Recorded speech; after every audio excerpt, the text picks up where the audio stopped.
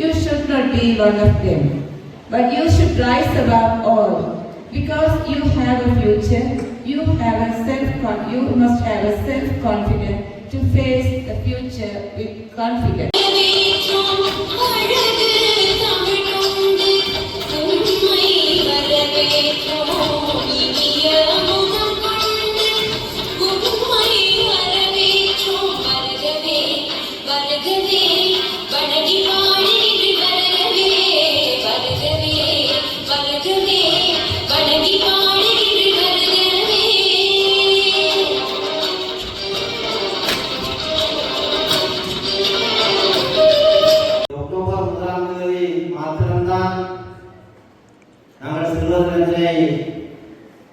கொண்டாட வேண்டுமா என்ற ஒரு கேள்வியும் இருக்கின்றது.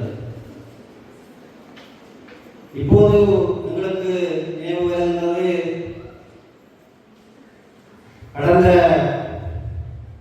எங்களுடைய பள்ளி பருவ காலங்கள், பள்ளி பயின்றதொரு காலம், தொழில் பிரிந்த ஒரு காலமானால் இப்போது எங்களுக்கு தொழில் செய்ய முடியாது. அந்த உங்களுடைய காலத்திலே நீங்கள் அதனை சிறந்த வகையில் நீங்கள் அதனை அனுபவிக்க வேண்டும். ஒவ்வொரு நாளும் சிறுவர் தினமாக நீங்கள் கொண்டாட வேண்டும்.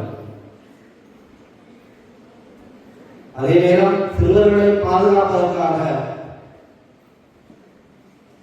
எங்களுடைய அரசாங்கம் பல்வேறு தரப்பட்ட வகையிலே நான் ஏற்கனவே கூறியது போல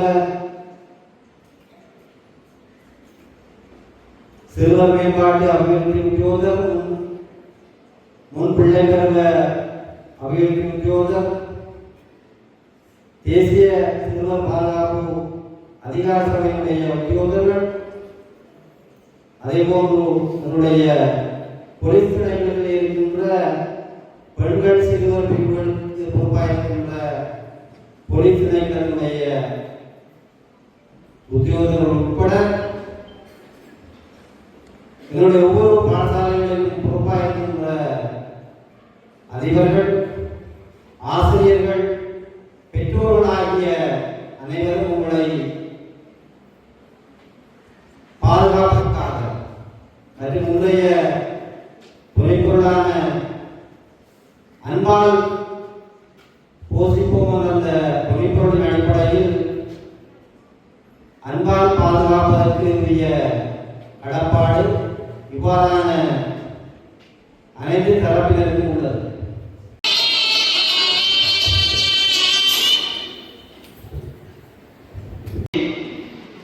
உணர்வது போல பல்வேறு வகையில் அவர்கள் பாதிக்கப்படுகிறார்கள். இந்த சிறுவர் பாதுகாப்பு அதிகார சபை கட்டிட பருவத்தில் நடக்கின்ற இரண்டாவது உங்களுக்குள்ள அறிவு ரீதியான நடத்தை ரீதியான முன்னேற்றம் இரண்டாவது நடக்கும். இந்த உடல் ரீதியான வளர்ச்சிக்கும் உங்களோட நடத்தை ரீதியான வளர்ச்சிக்கும் என்ன நடக்கும்னா நிறைய சவால்கள் இந்த கட்டிட பருவ காலத்துல வருது. இப்ப அப்படியான சவால்கள் உங்களுக்கு வராம இருக்கணுமாக இருந்தா நீங்க என்ன செஞ்சு கொள்ளணும்னா முன்பாதுகாத்துக் கொள்ளணும். இப்படியான பிரச்சனைகளை நீங்க அகப்படாம யோசிச்சு பாருங்க. எங்களுக்கு எங்களை தாய் தப்பா என்ன செய்கிறார்கள்?